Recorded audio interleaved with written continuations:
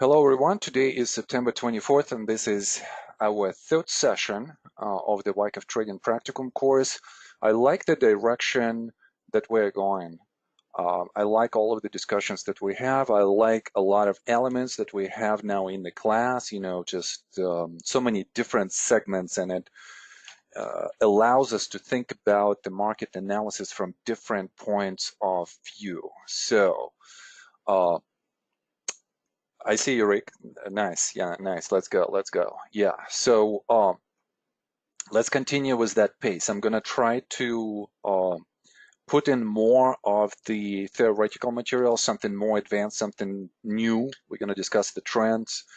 We're gonna talk about more in-depth volume and price signature, and there are quite a few topics that I still would like to discuss. But this is a lot of experimentation through the exercises that we have. So that's really, really great. I'm really pleased with the class. Quick announcements, WMD promotions gonna start on the 25th, which is tomorrow. October special with myself and John is gonna start on October 10th. That one definitely do not miss, especially at this level. Today we're gonna quickly go through the bias game. We're going to look at the markets because, there was a big change today. And then we're going to look at the anatomy of the trade through the market prism as well. I'm going to cover some of the Q&As.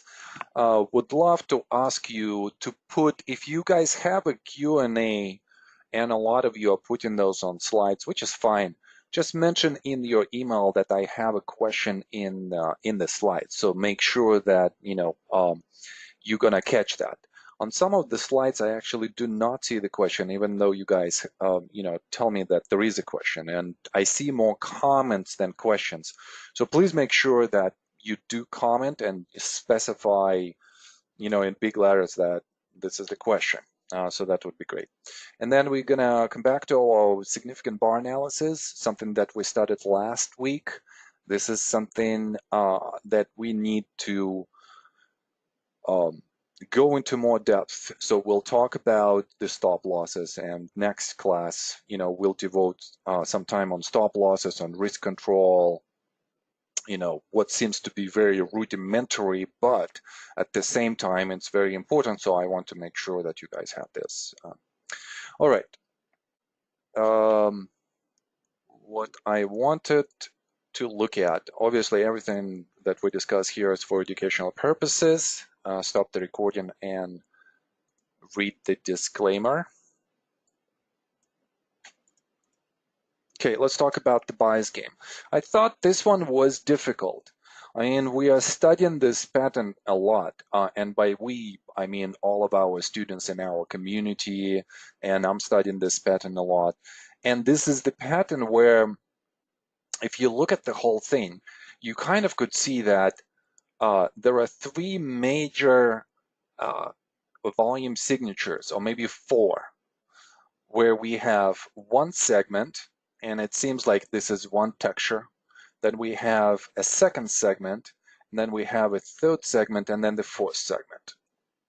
So I want you to, when you, at this level, at more advanced level, I want you to think in terms of textures. What do you see? How the story unfolds?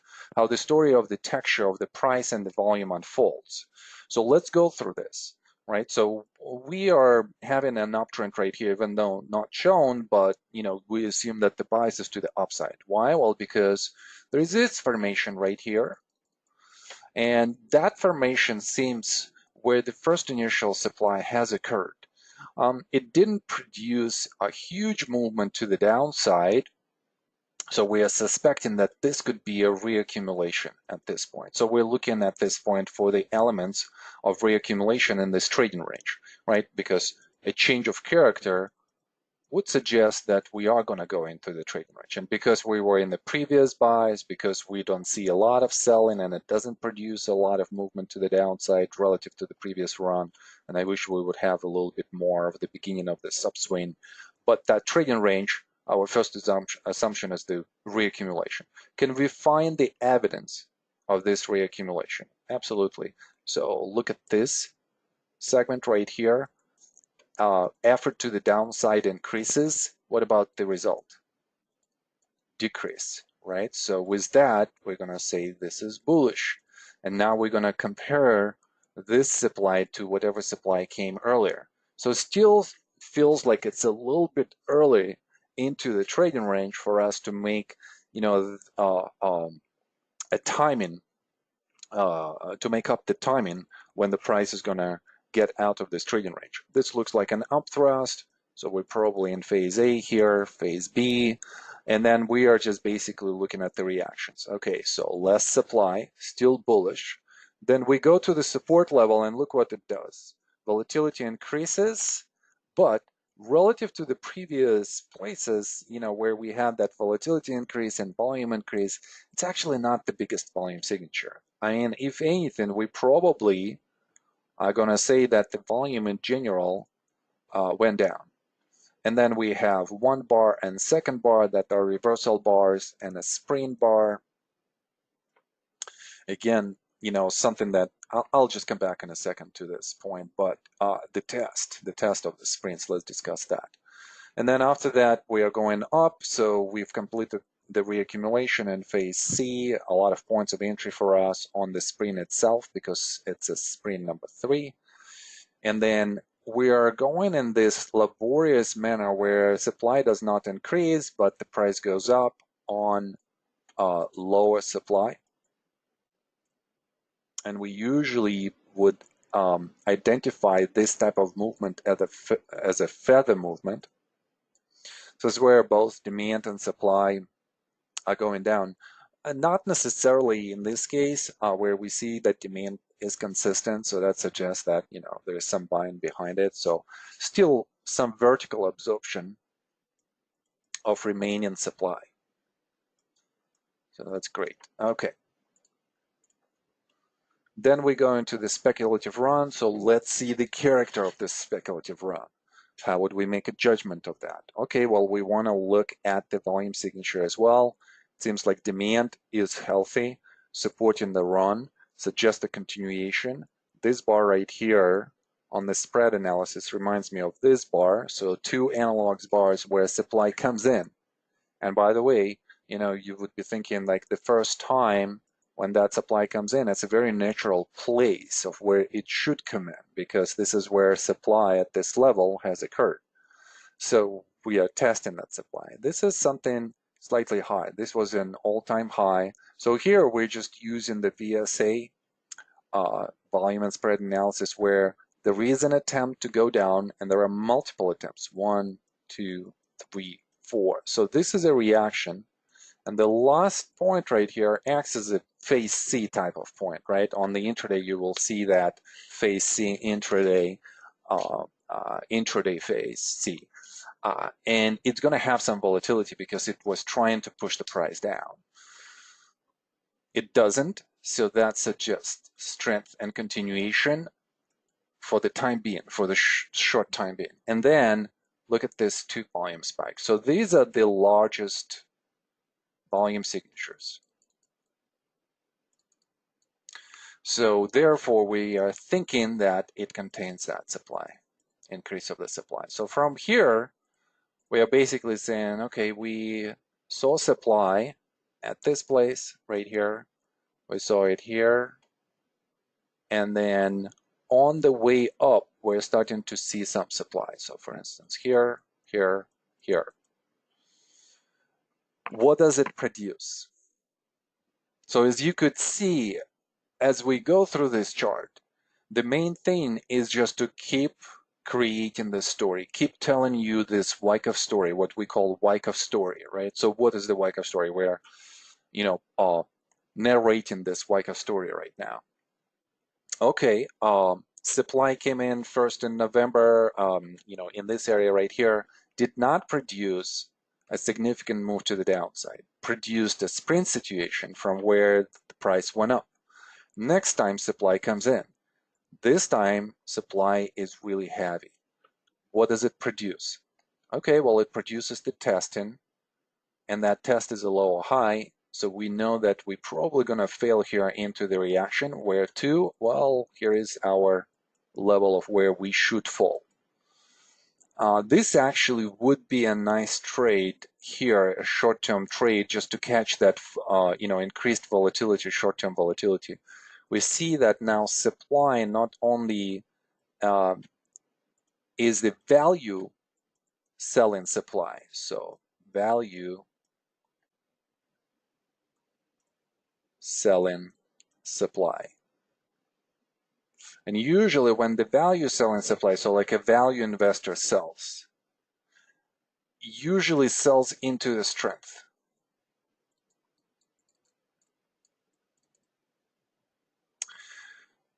So that's kind of like not a very good sign for us. It still could be an early sign that we might have a reaccumulation, and we should have some kind of reaccumulation rotational pattern. What does it mean? It means that some institutions are seeing overvalued position in the stock at this point of time, and they are selling like a value investor.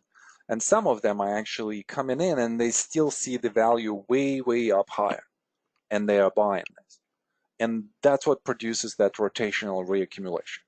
Rotational reaccumulation, the volatility of that, is always going to be somewhere at the beginning of the reaccumulation. So this is not necessarily what you've been taught before, because usually our conventional teaching goes about the volatility being in phase C as kind of like this last point of volatility. And it might come, but in a lot of cases, I mean, a true rotational reaccumulation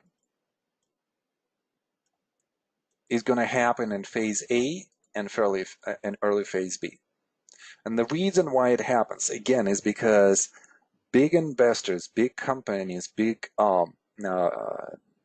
institutional accounts, they need liquidity.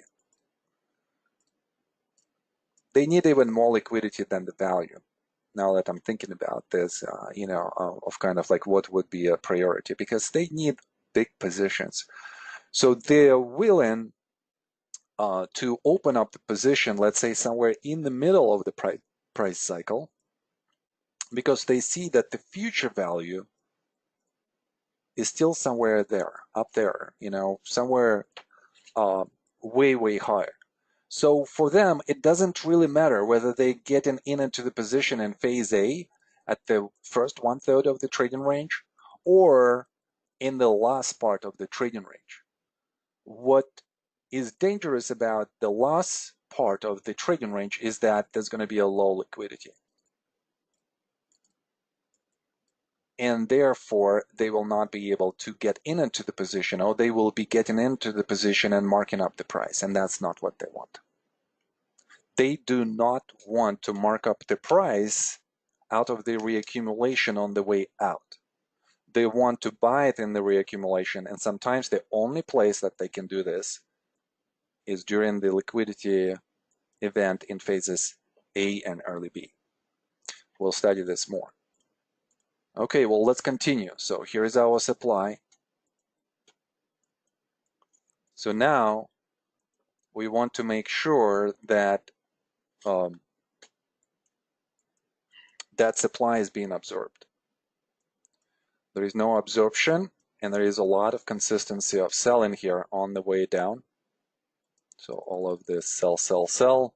And now we are waiting, because now we have a new zone where we know that the composite operator has sold. We need to confirm that, or we need to see the absorption of that supply at this level. So, okay, well, let's see if we have it. It seems that the subsequent movement to the downside here has limited progression to the downside, and also the volume signature is diminishing. So this would mean that supply also diminished, and would suggest that we could anticipate the rally. When we're going to anticipate this rally, what we want to see is the character of the rally. Is the character bullish or bearish? What would be bullish characteristics? Well, we definitely want to see the expansion of the spread, which would be confirmed with the increase of the demand. decrease of the supply on the reactions. And more importantly, the intention of this whole rally, actually here, intention, is going to be to overcome the previous buying climax high.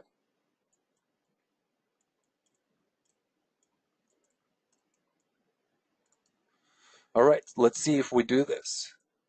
Well, first of all, intention has failed. So that raises a big concern to us.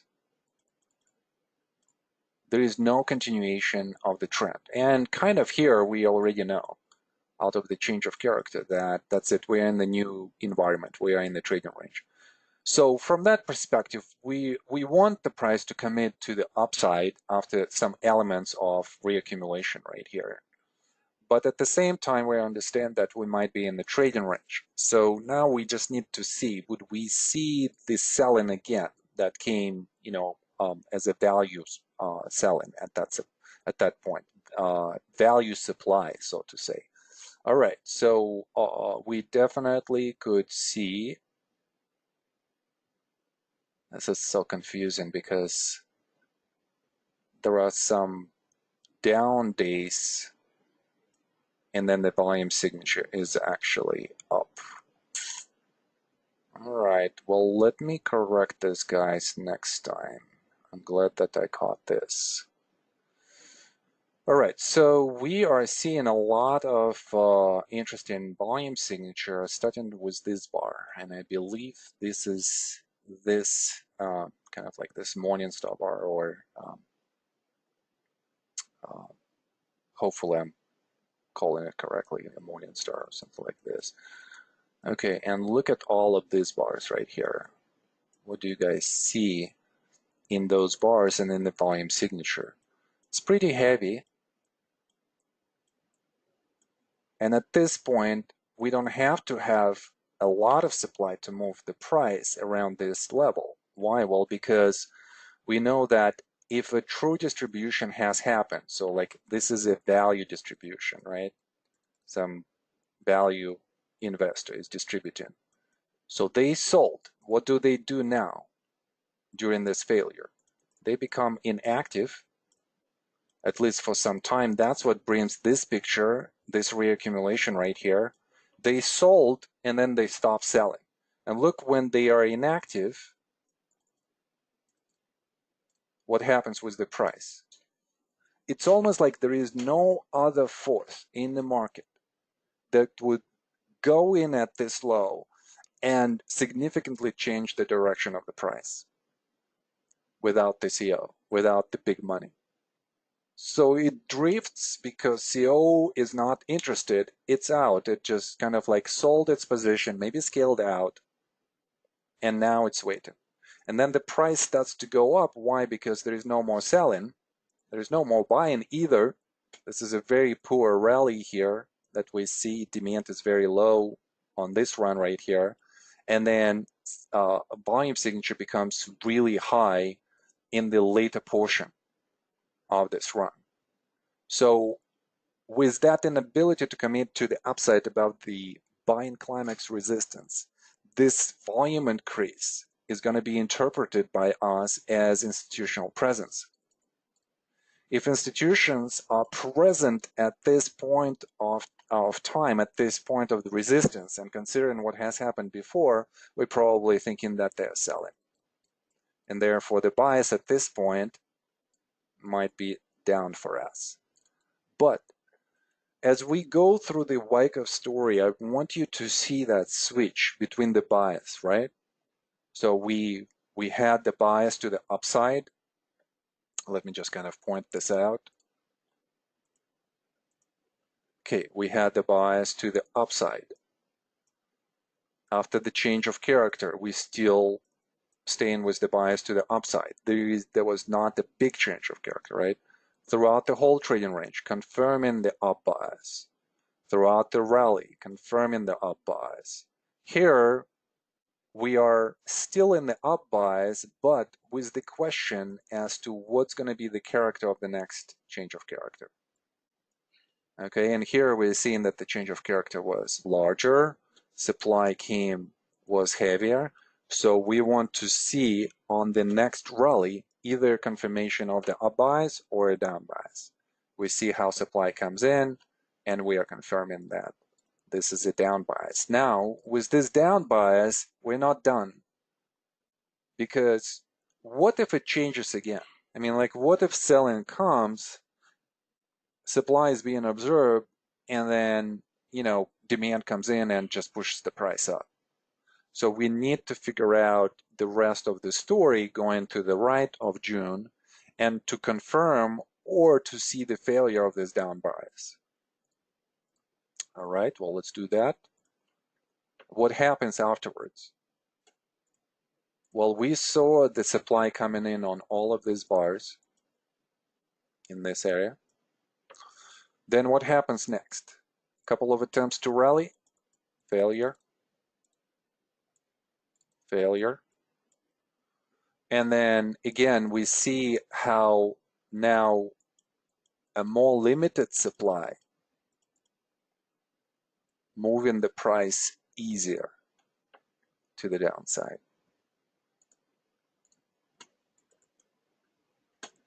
Diminishing supply characteristics produces more result to the downside. What is it? It's an ease of movement. It's when the price starts to move on lesser supply or on lesser demand, depending on the bias. We do not require as much supply as before to move the price even more than we moved before. So if you can't catch that supply distinction, then think about demand. Think about in reverse. If demand is present and this is a reaccumulation, wouldn't we have some kind of, more pronounced stopping action that would not lead to the new low in the trading range? Probably we would, right? So, or at least we would have some kind of like diminished characteristics of the supply, which we had here, and we would be expecting a rally from here. Okay, well, very interesting. Let's look at that diminished supply characteristic. So the rally has started here, if we're going to use this analog, when supply was, somewhat of at this level right here.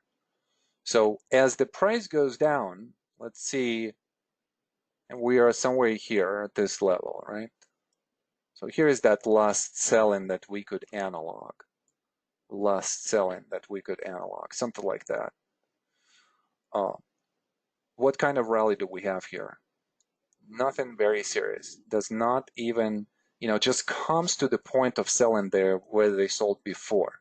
And then again, it just being sold with less supply, but still. So we can't produce a really good rally. So that is another failure. And that is slightly different from what we've seen before. And then there is a continuation of that reaction, and the price goes to the previous support level, but look again at the volume signature. So the volume is actually diminishing, suggesting that both supply is diminishing and demand is diminishing. So how the heck would we be figuring this out? And I think this is where a lot of the mistakes are being made. And I see this from your homework. By the way, thank you for sending quite a lot of homeworks. Both Monday and Tuesday classes are just like insane with homework this cycle.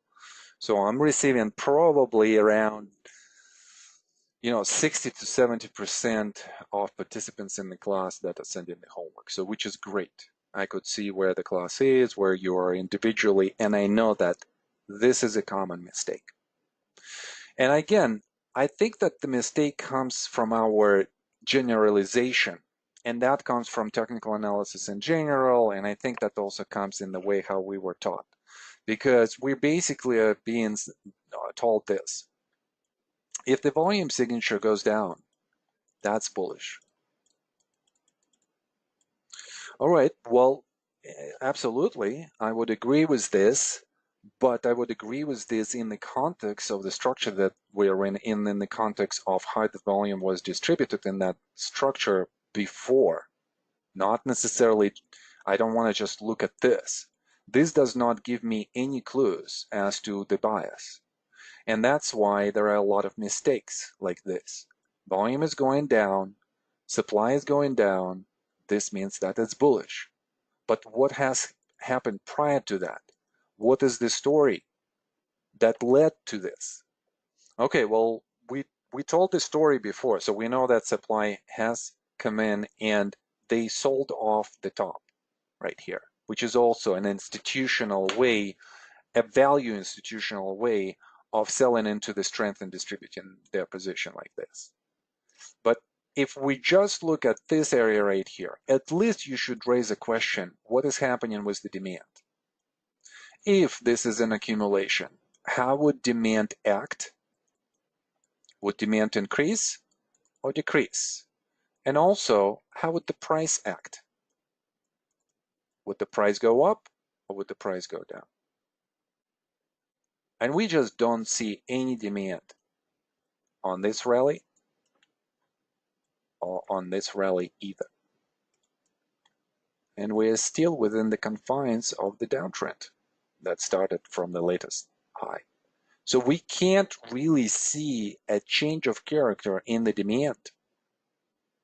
And therefore, we are still assuming that the previous bias that we said was changed from up to down stays. And therefore, this is a distribution. Let's go through the questions now. After the buying climax, this comes from Simon. Where is the automatic rally and secondary test? I'm finding it difficult to locate. Okay, so buying climax, and then we are going to be thinking of the first reaction as a change of character reaction, and the law of that reaction is going to be the automatic reaction law. Then we would be looking for a change in the swing, right? So why is significant bar reversal is so important? Because it identifies the swings for us where we see reversals. So I'm just kind of approximating here. Here are the swings.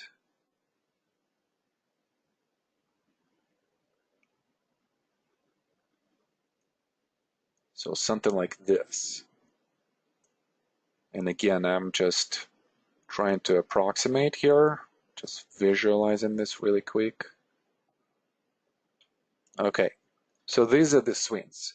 So therefore, it's important for us to define that first swing that is going to be a change of character, and then place the automatic reaction low at the end of that swing and see where that swing is going to change, where it's going to reverse, here or here.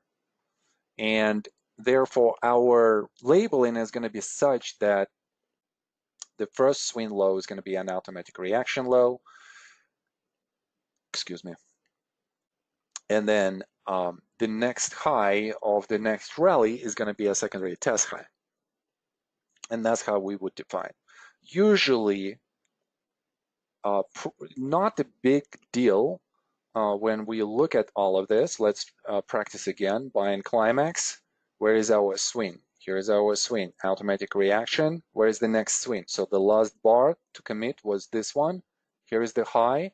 We have two commitments to the upside, so we know that this is the next swing. So this would be a secondary test, and this is our phase A. And we've done this here as well. All right, next question from Dmitry. Ramon, as a high-level view of thinking here, and I love those, can we simply observe the drastic amount of selling at the top of the trading range while observing minimum buying at the bottom of the range? This would start our discussion, distribution bias, then dive into the details. Is this a good way to start the analysis of the trading range? Yeah, absolutely. I love this, Dmitry. So let's go through this. So Dmitry is just basically saying, why not look at the top of the range? And we usually, that definition of the institutional selling zone or institutional buy zone, right? So we see how the volume signature is concentrated here on the bars that are either at the resistance or off that resistance, right? So somewhere here, here, here, here, all of those. Here we go. So, and every time, we go into the zone at least twice, right? So here is where the selling is the most pronounced. So we know that the majority of institutions are here in this volume signature. As the price stops and moves down, we know that the increased effort by institutions to sell starts to produce the synchronicity with the price, with the result. So therefore, we would be thinking that this is a bias down. Another idea from Dmitry is, what about the demand? What if demand picks up? And by the way, look at how demand picks up right here around this area. So let's identify these bars. And I think that this is where, for us, Wyckofians, there is a lot of danger. Okay, let me just define this. Yeah, I think these are the two. Yeah, I need to redo this whole volume signature. It's very confusing, so I'm gonna tell my content team to change that. Okay, so what is happening here? And by the way, not only that, I mean, like if we take this idea from Dmitry, and we've talked about this in the previous cycles and in WTC. So think about the value zone where institutions are selling or buying. And that value zone actually changes, right? So it shifts. We saw, some buying around these levels here, here, and then a bunch of bars here. This is all was buying. Look at where they are buying again. At least there is an attempt to buy. There is, and coming back to Dmitry's point, there is no demand signature. There is only supply signature, so that would be another way of looking at this. So thank you, Dmitry. But look at the value zone at the beginning of 2018, and then look at where they're trying to buy. And it doesn't produce a lot of buying. Even if we would be comparing, two analogs, let's say this rally, and we would be thinking like, oh, maybe there is a selling climax here, like we've experienced here. And look at these rallies. They're so different than what we're seeing in this area. So the quality of the rallies, or rather the response of the price towards the demand that is coming in is different. It is not going up or rallying as with as much as it did in the late 2017. And that's the biggest difference. And that suggests that there is some selling that goes in as the price goes up. So it just confirms and also allows us to think about another point of entry here around this area. And obviously this is an LPSY. Another question, can you explain the concept of identification of phase C on a single bar intraday, please? Okay, so we are probably talking about this bar right here, just because this is a spring and phase C. Okay, the intraday for this bar is going to be such that we had a close of the previous down bar, and then we had a gap up at the open, and most likely there is still a continuation of the momentum from the previous day, which was down. So therefore, we are going down intraday, and then we are going up and closing slightly above. So this selling was produced by the prior day's momentum. We saw this bar right here, and it was going down, and it had some increase in the volume signature.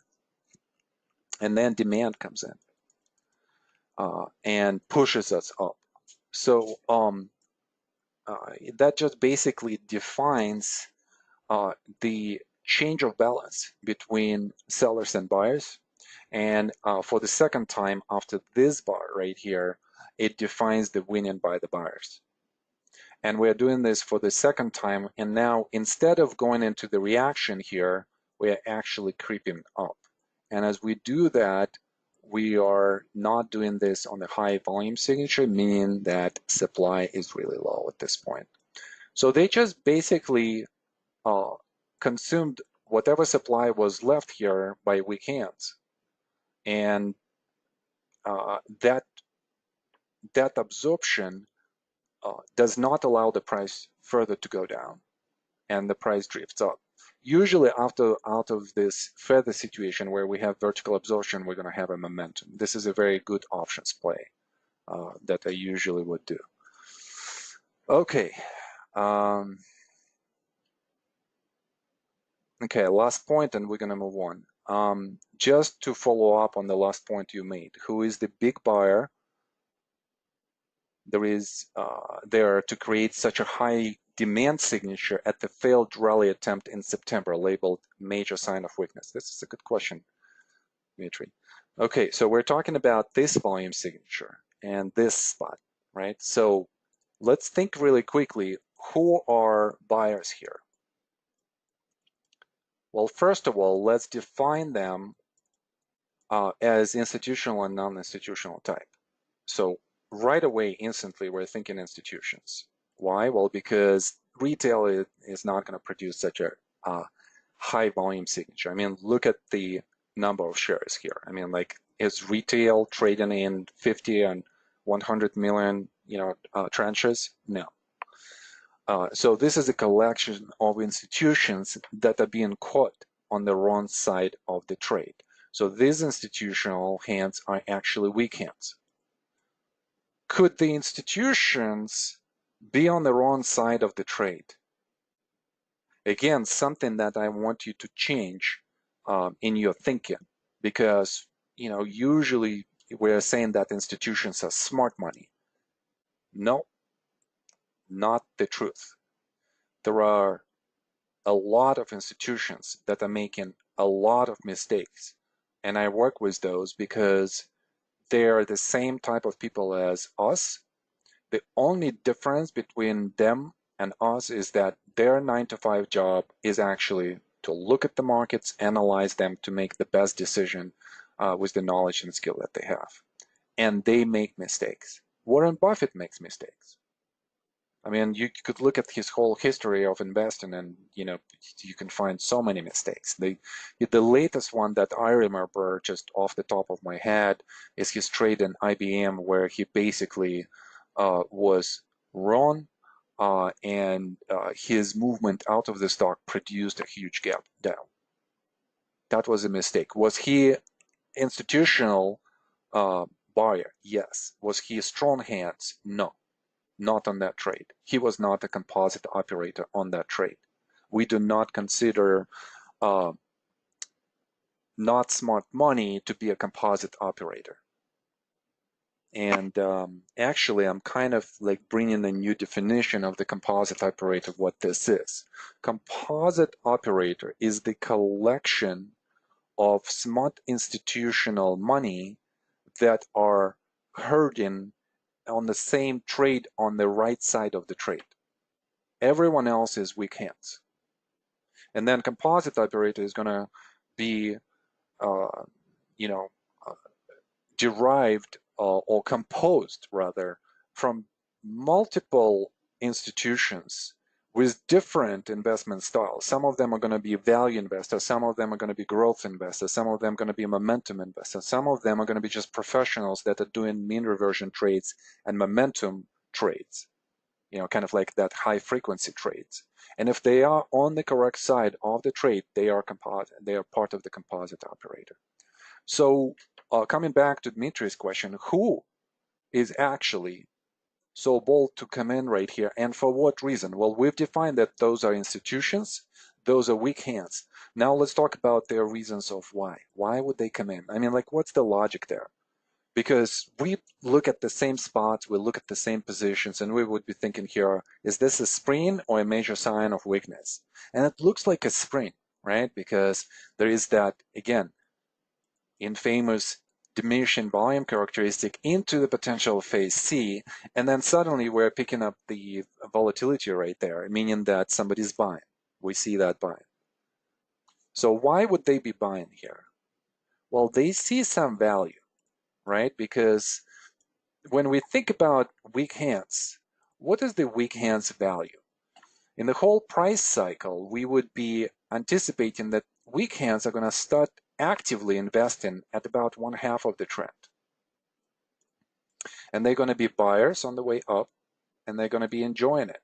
They're going to be having a lot of profits. Now, think about 2017, think about 1999, think about 2007, as those kind of like years where we have that last climactic run into a big cycle, and weak hands are just enjoying that because there is a lot of profit. Whatever you pick seems to be working. Those are the times when you should be making lots and tons of money. My 2017 was a really good year. 1999 was a good year. 2007, I don't recall completely and exactly, was not extremely active, with trading at that time. But those two were just great, phenomenal because of that speculation. And we kind of see that, from this leg to the upside. So what happens next? Once they have the profits and we go into the distribution, the reason why distribution happens is because weak hands are getting excited. And with that excitement, they are creating liquidity for big hands to unload. Again, this word liquidity. It is so important to understand how institutions are creating liquidity through the trend, at which spots. Again, they are not necessarily will be buying on the way down. That's not their desire. They want to sell on the way up into this trend where there is a lot of liquidity and a lot of value. So here is a sell, here is a sell. Now, weak hands, when they see this short-term value after such a big prolonged leadership move, they're going to come in and they're going to start buying. So there is some buying here by weak hands, and there is some buying here by weak hands again. And those are institutional hands, and they're going to fail, and they're going to start capitulating those positions somewhere here and then somewhere here. So this is a late capitulation. All right, great questions. And again, I think those are great questions. Why? Because I think that we understand the material better with this group. So these are much more complex questions. All right, guys, next chart for you, next bias game. So look at this chart and then analyze it. This is your homework.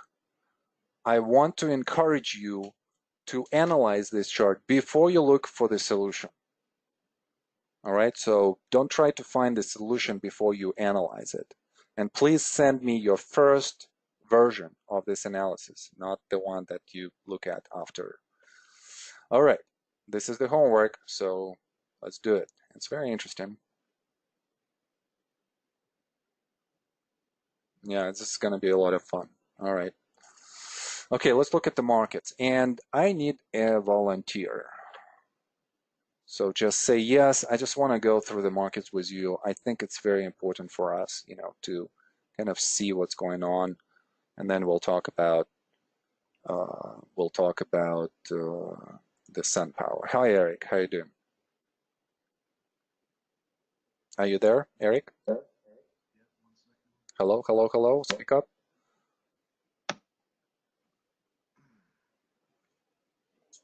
You there? I can hear the background noise.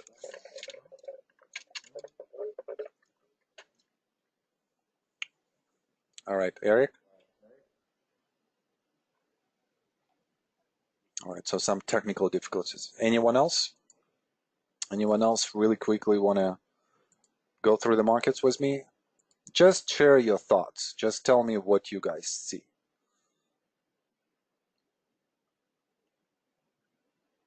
No? No takers? All right. All right, so let's look at all of the markets, and we have S&P, NASDAQ, Russell, the Dow.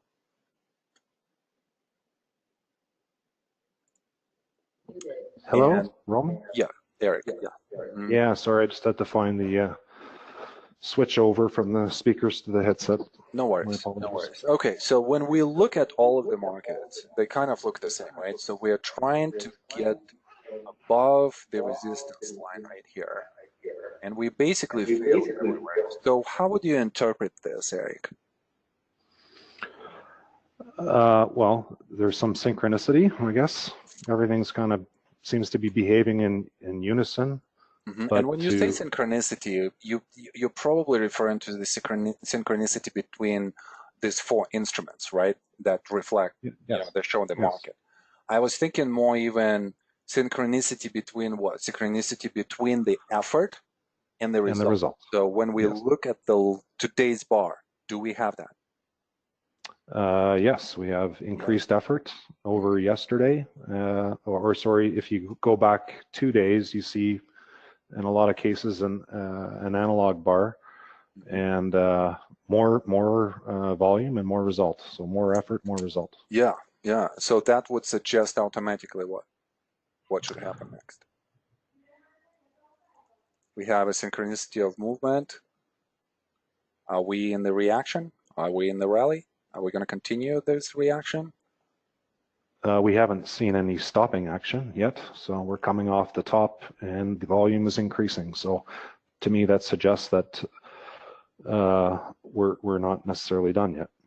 Okay, great answer. Because see what Eric just said. He said, I don't see any stopping action. That would be a prelude to a trading range and to the change of bias, possible change of bias, and we don't see that yet. There is a little bit of a demand tail on all of them, so we should recognize that. But we also recognize that the main force today in the markets was to the downside, not to the upside. And I like how Eric actually noticed the previous bar that showed that, right? So like this bar right here, slight increase in the volume signature, but ease of movement, and now it's even easier movement. Again, this bar right here, and then an easier movement again. So we're seeing how on all of the averages, supply came in, started to move the price down. I'm sorry. And today, we see that ease of movement even more expand. So the price moves to the downside even easier.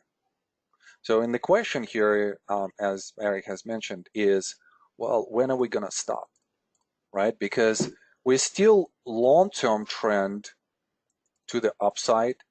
Our intermediate trend is a big trading range, and our short-term trend now is this reversal, and we kind of see this was the last commitment bar to the upside. And my assumption was that we're going to see the new high, all-time high here in September. Now I'm kind of, doubting that we're going to do that, at least in September. And the reversal happens once we violate the low of the last institutional commitment to the upside. And we just did today. And we've done this on, well, we can't really look into this. This was the last Well, that's a close. question I had, Roman, Yeah. when I'm looking at the SPY. Yeah. And we came out of that August trading range. Mm-hmm. We I guess technically made a new high. I'm not Well, sure what instrument. kind of. I mean, like we made a Barely. new high relative to, let's say, like this low, right, and this high, but this is not a high, right? That you're just saying like we made a new high here. Okay. Yeah. Yeah, we ticked above it. Did we? Well, I guess it depends what instrument you're looking at. I see. Are you looking like at cash? I'm just using the SPY. The SPY, okay, But yeah. okay, I'll stick to looking at your Yeah. chart. So we didn't make the new high. Mhm. So to some extent, maybe you say, okay, are we going to see a little bit of, because we have been in a little bit of a trading range for the last couple of weeks, right? Yes. Or a week and a half anyway, and saying, okay, are we going to see a bit of backing up action here? But today was pretty severe, and We came right back down to the top of the August trading range we were in. I wonder what analog also we can use here in terms of the bars, right? Because you've talked about like today's bar. When you think about the analogs, think about the same action, right? Reaction to the downside. Well, we have it here. So yeah, at the end of July. Yeah. at the end of July, right? So we also, as you said, a trading range. So this bar right here, right? This is the bar where we had that ease of movement to the downside, right? So I think I'm identifying it correctly, this bar right here. And then compare those. So what do we see? We see that there is slightly more supply that's coming in. And that's what's so disturbing after the lower high, because usually that's a distributional pattern. The rally is fading on low momentum, and then we have a lower high, and then we have a supply coming in. So it's like kind of almost like a perfect conventional, reversal after the momentum is done on the lower demand signature. And then look at how these two analogs are playing with each other. First of all, we are starting lower. Secondly, the close is much better today for the bears than it was back then. And then the volume signature actually increased. So if we are going to have a continuation of the current reaction the way how we did at the beginning of August, we actually could expect that it's going to go below this level. And I think this is where a big capitulation could be, happening. I think that the bullish case scenario with this reversal is most likely we're just in the trading range. And then we're just coming back, and then we're just doing this. This is something that we've talked about in the WMD sessions, in the sessions here as well, because we said that after the huge rally, we had that change of character, then we had a move up, then we had that volatility, this reaction right here, small trading range, we got up, and we were saying that we're probably in some kind of upslope in structure. So it would not be surprising if we could get back to the support and then consolidate again. So this would be a bullish pattern and then a continuation. This would also make a lot of sense because going into the end of the year, there are a lot of events, Brexit, China, Iran is extremely important right now. I think that we are paying less attention to a situation with Iran than we pay attention with China. Obviously, China influences, the relationship with China influences the market the most. But imagine if Iran is kind of playing these geopolitical games like North Korea did a couple of years ago. So they are irritating the other countries with their actions, and that could produce a reaction, let's say, from the US. That reaction could be a military reaction. And therefore, we kind of see how they are sending more troops into that region just because of that reason. That could derail us. And I also think that a very, very strong stance by the US government on China tariffs could derail us as well and could have a very, very quick shakeout type of action. Well, to your point there too, I think the theme is going to be a lot of maybe choppiness as these things come in and out of the news. And I think wasn't Trump's position that there's not going to be any partial deals along the way. It's kind of like we're going to do it or we're not. Yeah. So that can make us susceptible to the ups and downs. And by like this kind of like aggressive stand, it's either a deal or no deal at all. And I think the market does not like it. The market likes more like, well, we have in a month, we have a meeting, and the market is kind of waiting, but there is more bullishness when it waits for those type of announcements. Yeah. And if they're just going to say like, yeah, we can't just basically for the whole year plus, we can't really come up with the good solution on tariffs, then what's going to happen with the market? Everybody's just going to sell, and the capitulation will be really fast. What about other markets? Those are very interesting. So we've talked about in the last class about the Bitcoin and I said that this is very reminiscent of what has happened in 2018-19. We had the same pattern, and out of that pattern, there was a very quick momentum move to the downside. Happened today, so that's great. Then we've talked about oil, and we're following the oil in the WTC class. So this is the anatomy of the trade for that particular class, oil. We were discussing positions that were opened here, here. We scaled out here, and we were seeing it, and it's hard to see here, but more as a trading range as well. So it kind of supports also the market trading range views, oil is. Okay, and then what do you think about gold, Eric? Well, gold went up again today with silver, so the metals, there seems to be demand there. It's increasing. Yeah, still increasing and supporting the view that we're in the reaction for the market. Where did we have some selling? Here is your supply. So here is the profit taken. Then there is some supply here. There is some supply here. And then this is the largest supply that came.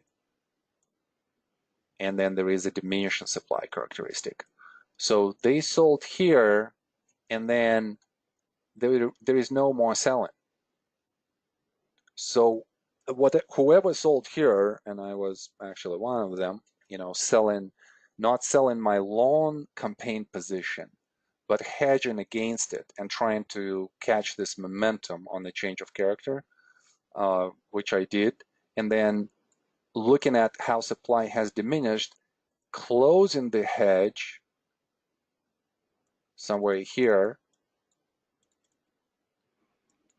holding the long-term campaign, because there is really not a lot of changes here, like long-term changes. We don't see anything of this sort. And then just adding to the position just slightly here. And that's kind of like the campaign move. Okay, and the last one is the VIX, VXX. So here, we just kind of like confirming that volatility increases, especially today, and we could expect, like if there is a rally, in VIX, we probably would be expecting it to 30, and depending on the reaction itself. Yeah. All right, 17 Eric, or so is the kind of the. Is that right, Roman? It's a question in terms of the VIX value, in terms of what value kind of indicates, complacency versus bullishness versus bearishness. Mm-hmm. Well, the way how I'm looking at this at VIX, or VXX, I'm usually looking for the short-term volatility events. They usually those trades come on this type of reaction. So, for instance, I had a trade somewhere here. Was supposed, to go to the downside, and I was coming into the VIX right here, VXX. So it just reminds me of the same situation. This is a hedge for institutions against short-term volatility in general. And by that, you could gauge as to like what is the short-term bias that they have. And when you see that institutional volume has increased, because again, retail people cannot trade that much, and that effort is being translated into the result, which is increasing, kind of the same here, right? So we could be early. So you could start thinking opposite, to the index, and just say, okay, if the VXX or VIX has room to go, and it seems like institutions are piling into this trade, especially if tomorrow we're going to have a ball like this, that would be the best, for the bears. Then this is a good visual for us as to what could come next. Could we expect more volatility? And it seems like, yeah, there are some hedges that were put out in the last 3 days or so. Eric, what else? What else is there a question? Yeah, what else? What other thoughts, comments do you have? So, anything else on the markets? No, I just kind of wonder what tipped things over today. Well, I was watching Trump's address at the UN, and obviously this is such a small thing. Why would it derail the markets? I think that markets were waiting for something, right? So we kind of see that in the momentum. We don't see a lot of buying in this area as the price goes up. So therefore, what are they waiting for? For some kind of resolution, for some kind of clearance on the direction of where, let's say, the story with China is going to go. And as I'm listening today to President Trump, he goes through many of the subjects and topics that we discuss in the classroom. And I was particularly listening to his stand on China and on Iran. China came first, and he said that, and you quoted it correctly, Eric. Okay.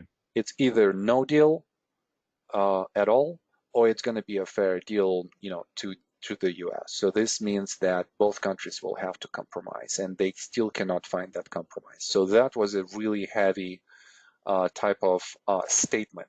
Now, when I watch this type of news, I also watch the tape.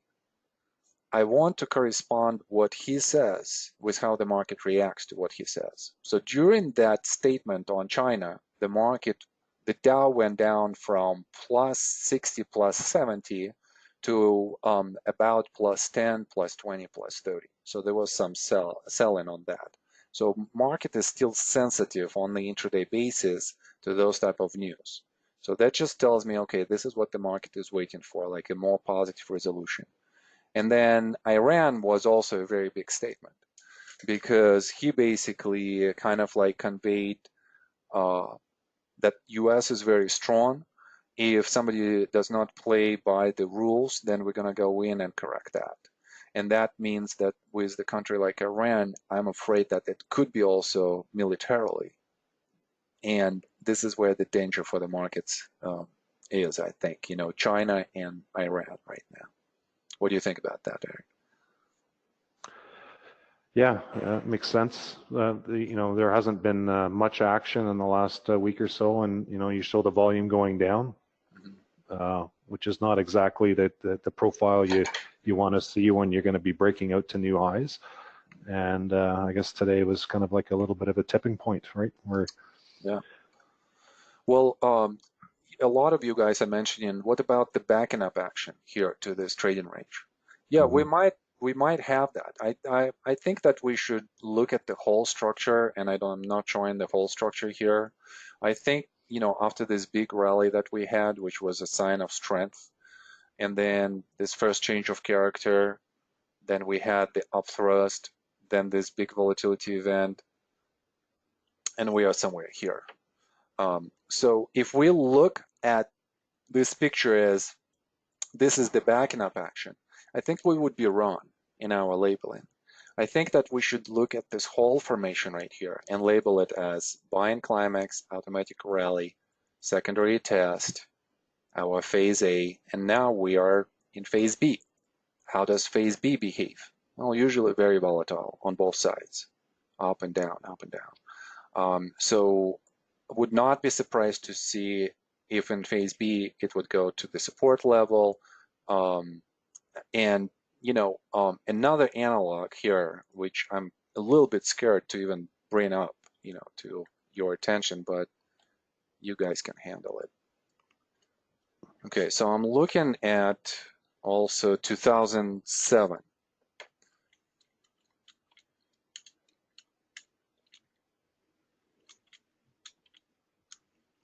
Oh, no, let me do SPX, right? So SPX, okay. And in 2007, this is the area that is kind of concerning because we had a local volatility with the upthrust action. And now this move to the downside could be kind of slow. right? So let's look at 2007, what happened there.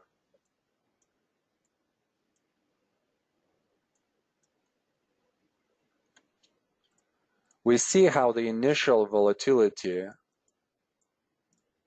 has come in and produced a price movement, that was quite significant. And then look at the next rally. Right? So the volume goes down, demand goes down. So this is a weak hands rally. And it resulted into the upthrust. So that the most recent rally did not result into the upthrust. But look what happens next. We have that type of, bar like today's bar that comes exactly into this, what we might think a backing up position, right? And then there is some movement to the upside. So that tail that we saw today might actually kind of indicate that we might have an attempt to rally, but the failure on the lower high would suggest a continuation. And then, look at the structure with the way how it moves to the downside. So it's laborious. It's very confusing. We would have with this laborious move this type of bars where they go up and we're thinking, well, maybe this is a sprint, or maybe there is a sprint somewhere here. So I will be looking into this a lot, just to see what potentially we could do. Because think about this: what were people thinking at this spot, like on these bars right here? Indeed, this is a backing up action.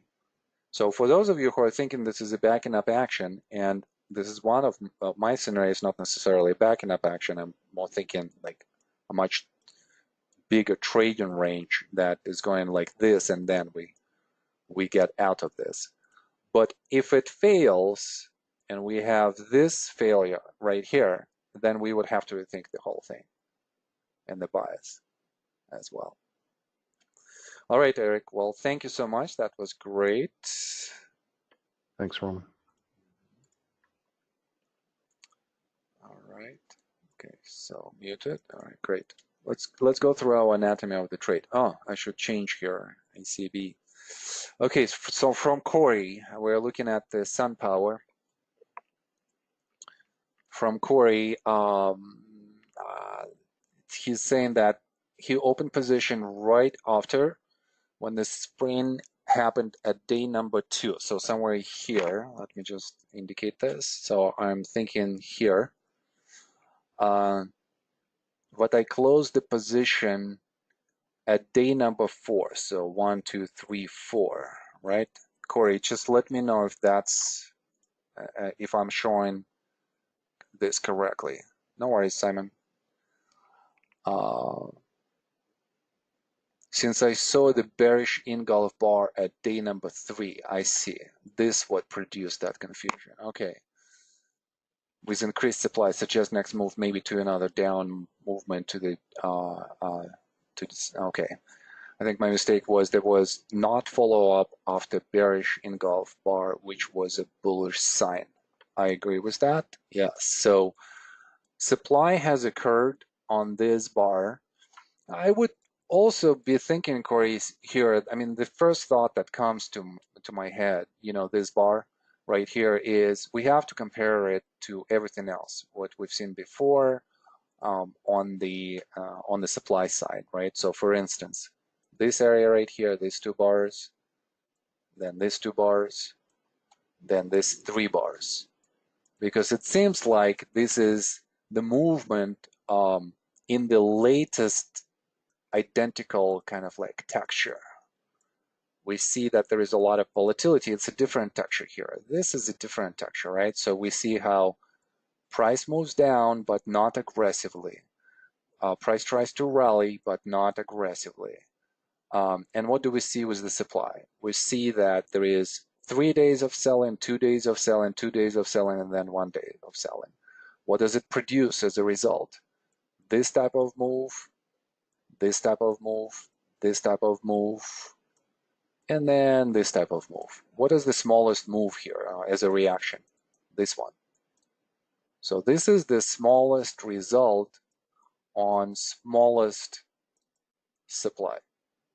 And therefore, I would concur with you that you have to make a judgment. What was the character of that bearish engulfing bar? Did it produce enough movement to the downside for us to say that, yes, there's going to be a continuation?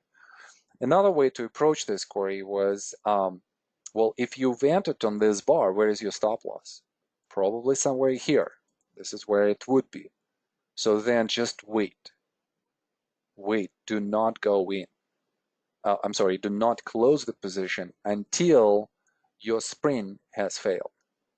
So it's just an early exit on anticipation of the change of bearishness, the change of the bias. And think about the bias. Like, what is the bias for us here? I mean, obviously, we're meeting a lot of supply. We'll talk about this in a second. This whole phase A area is very volatile. But then what happens next? Look again into the texture of this area. What can you say? How does the price move? Does it move very aggressively to the downside? Or is it laborious, where selling happens, but then there is not a lot of result to the downside? So it feels to me like that, like that type of the result. So therefore, we are thinking that the bias is up. We should have some kind of rally. So this sprint makes a lot of sense. And this reaction was just a test. So it was the test, wait, and then come into that position. All right, let's go to the next observation. This comes from Ronnie. And guys, great work. Really, I mean, the stuff that you sent me as a homework on this particular stock, and I've been thinking about this, this is probably the type of the stock that we should have in all of the classes. I mean, like different type of the stock. So we're trading oil on Monday, we're trading SunPower on Tuesday, and then we're trading Novadear on Thursday. So that's kind of like the plan. The next step would be just trading something on Twitter, but I'm still testing in classrooms how we could do this, effectively. So I think that a stock that is moving, that is popular, is the one that we should have in classes, although oil and Novadear are actually quite decent. So Ronnie is giving us here the PNF counts. And I love the counting here. So let's look at the counts. Okay, so first count, from the sprint to the next level of the supply where it's going to come. So I would say that probably the next significant level is somewhere here. But there are different phases here. And Ronnie, I would just be thinking in terms of those phases, right? So where is supply is coming in? Here, here, and here. All of those three spots are identifying the tops and then identifying the reaction that has supply signature behind it. So therefore, our segments, smaller segments, are going to be 1, 2, 3, and then 4. Well, you've took the one that is from the sprint all the way to the next level of the supply, and then we're going to have this. So we are at this level, right? So $16, very natural for us to stop, have some profit taken at this point, and it looks like a very logical place to have that sign of strength and backing up action. I see that we have high objectives, so my objectives were somewhere above 20, like around 24. So it falls right into your targets, which is great. Acts a little bit as a confirmation for me. I have not counted all of the PNF of the whole range, and I hope that you've done this correctly, because this is a low priced stock here, so therefore counting methods could be slightly different. Probably the easiest would be to establish a user-defined box size. All right, so if we hit a target here, now we would be thinking about the labeling, right? So we have a sprint, we have a sign of strength, and we have a backing up action. I want you to think about this as a question. For the trading range that has lasted, so let's say that this is the whole trading range that has lasted more than 2 years. How quick the backing up action should be? What do you guys think? Should it be a month? Should it be 2 months? Should it be 3 months? Should it be 6 months? Should it be a year? What do you guys think? Could it be just 1 day?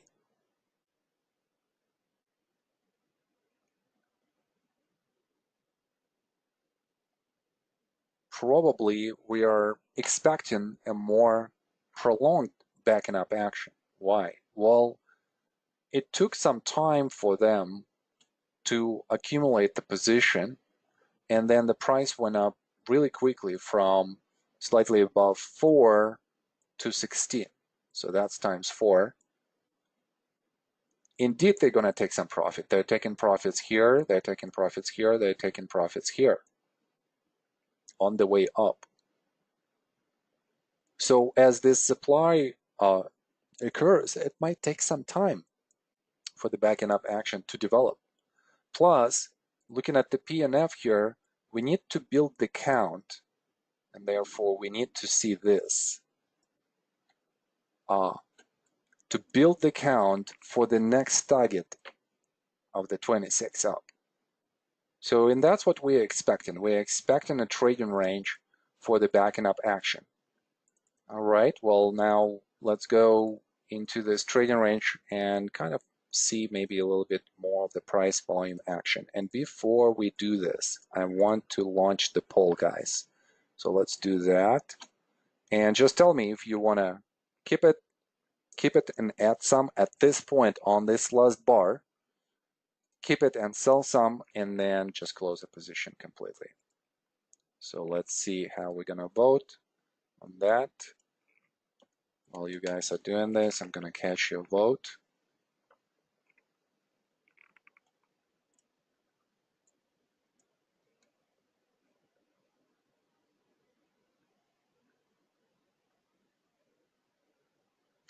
Okay.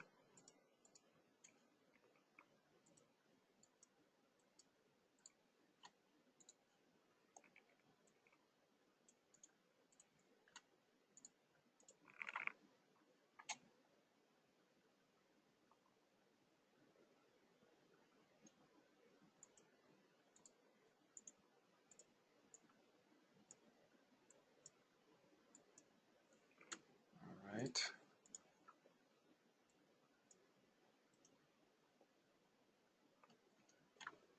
Let's close the poll. And where's the poll? Okay. All right. So the results that we have here is kind of is slightly different as I was copying this. So actually 38% of you have said that we want to close out this position. So there is a little bit more of kind of hesitation here. And I wonder why. What's the logic, guys, for those of you who said that we're going to close this position? What's the logic of closing out this position? Are we just kind of like, what are we doing here? And please don't forget that we actually have entered position on this bar right here. So this is our point of entry at this point of time. We voted for the stock. You guys said, okay, let's do SunPower. And then we said on this bar, what are we doing? There was you know, an option to do nothing. But as a group, we said, okay, we're gonna open this position. So now let's manage it, right? So where was our stop loss? Well, our stop loss was below this low, right? So we're still in this position, and now we're just basically as a group saying we want to keep it, even though some of the people were saying sell it. Okay, so let's talk about the potential risks here. So we are coming in for the backing up action trade. And I think that the timing of this might have been not the greatest.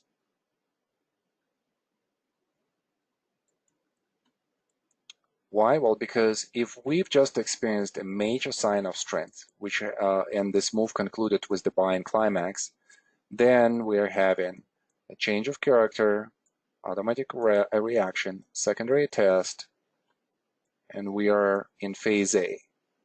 I'm sorry, in phase B then, right? So test, test, kind of having a little bit of the downslope in trading range here. So we have to be extremely careful with the stop loss. I would say that the stop loss should be or should have been probably 2 significant levels away, somewhere here.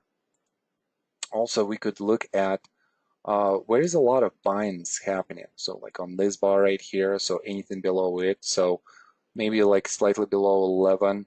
This is a long-term position. I would not really care about, where it's gonna go. If it's still gonna reaccumulate and go up. So also another alternative is to have the stop loss here or below here. There is no reason to keep the stop loss in this area. It's all about like $9, between $9 and probably 11. This is where you want your stop loss to be as a long-term investor. For those of you who are closing position, well, you are closing position with the loss. And this could be a right decision. We still don't know, right? Because what if the price just basically tanks through this whole level and we could just have a loss here and then a massive backing up action develops. So we just have to trade through and see what's going to happen and make all of those decisions. For now, as a group, we are keeping this position. We are not adding to the position, nor do we close this position. All right, let's see next week what the stock is going to do and what kind of discussions we're going to have. This is still a homework. There are 2 homeworks for you guys, each class. A bias game and then the SunPower, the anatomy of the trade. All right, great. Where are we? 4:25. Awesome. But we still have plenty of time. Excellent. All right, let's go through some questions. I like how the class changes pace now with a lot of segments, so that's awesome. Keeps your attention going. This question comes from Dmitry, and this is the question in regards of the dark pool transactions. So Dmitry, we actually had a special with Stephanie Kammerman. She's kind of she's trading the dark pool prints.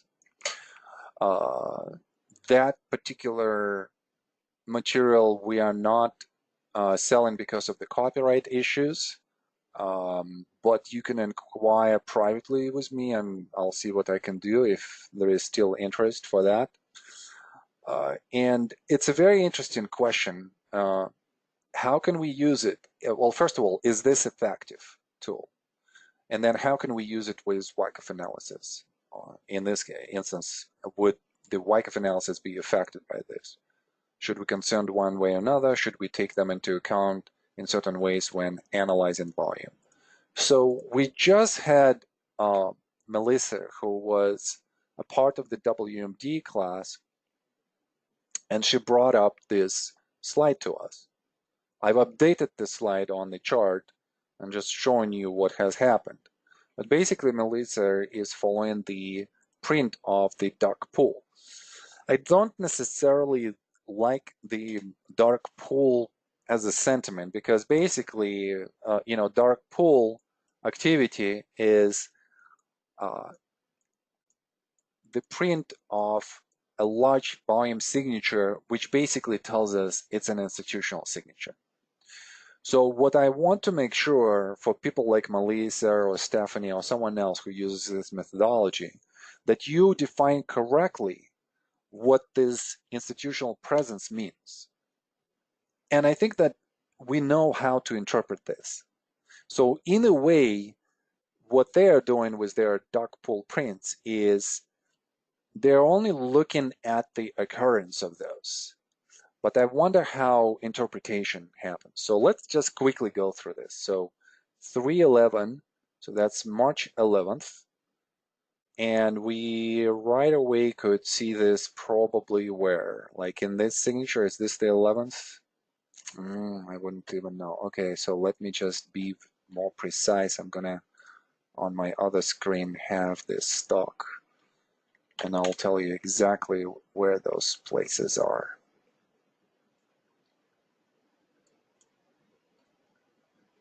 Okay. All right, so March 11th. Interesting. Okay, so it's actually this bar right here. Okay, so that's the first time. The 13th, which happens next, this bar. Okay, so I don't see a lot of like necessarily big indications one way or another. I could interpret this as a big volume signature, meaning that institutions are there, present. But then the biggest thing is on the result. What does the price do after that, after the occurrence of that big volume signature or big print? So we are finding it here. We see just a general volume increase. So I'm really curious and kind of, even judging a little bit why the print did not come earlier. Maybe that there were some other prints that we had before, because this is the area where you would have a lot of institutional prints, right? The volume signature has increased. So as the price creates a higher low, we would be expecting on the increased effort a reversal, because the big effort to push the price down does not produce that. We have a higher low, so a bullish scenario, and we are rallying. Of course, we would be making assessment of that rally, and we don't see that rally as a big, huge rally. Okay, well then, what else? What else could catch our attention? Maybe like huge prints, like this, yeah? Over 1 million. Let's concentrate on those. Okay, so 416. Let me find that.